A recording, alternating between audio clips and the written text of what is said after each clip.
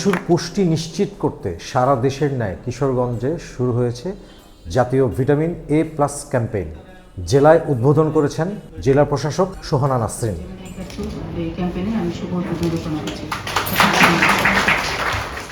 রোববার সকালে কিশোরগঞ্জ সিভিল সার্জনের কার্যালয়ের সম্মেলন কক্ষে জাতীয় ভিটামিন এ প্লাস ক্যাম্পেইনের উদ্বোধনী অনুষ্ঠানের আয়োজন করা হয়। Civil surgeon doctor Mohammad Nazmul করিমের সভাপতিত্বে অনুষ্ঠানে প্রধান অতিথি ছিলেন জেলা প্রশাসক সোহানা নাসরিন। বিশেষ অতিথি হিসেবে উপস্থিত ছিলেন সৈয়দ নজরুল ইসলাম মেডিকেল কলেজের উপাধ্যক্ষ ডাক্তার মোহাম্মদ একরাম আহসান জুয়েল এবং হাসপাতালের পরিচালক ডাক্তার সাইফুল ইসলাম। অনুষ্ঠানে বক্তারা বলেন, শিশুদের রোগ প্রতিরোধ ক্ষমতা বৃদ্ধি, অপুষ্টি ও রাতকানা প্রতিরোধে ভিটামিন এ ক্যাপসুল অত্যন্ত কার্যকর।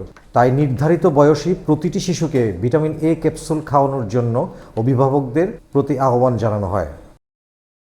6 মাস থেকে 2 বছর বয়সী বাচ্চাদের জন্য আমরা নীল রঙের ক্যাপসুল খাওয়াই এবং 2 বছর থেকে 5 বছর বয়সী বাচ্চাদের জন্য আমরা লাল রঙের ক্যাপসুল খাওয়াই। কাজে এই বিষয়টার জন্য আমরা সতর্কতা রাখি।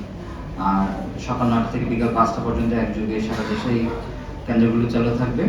আমরা সমস্ত অভিভাবকদেরকে প্রিন্ট মিডিয়ার মাধ্যমে অনুরোধ করতে চাই, আপনারা প্রত্যেকটা বাচ্চাকে আমাদের এই টিকাদান কেন্দ্রগুলোতে নিয়ে আসবেন।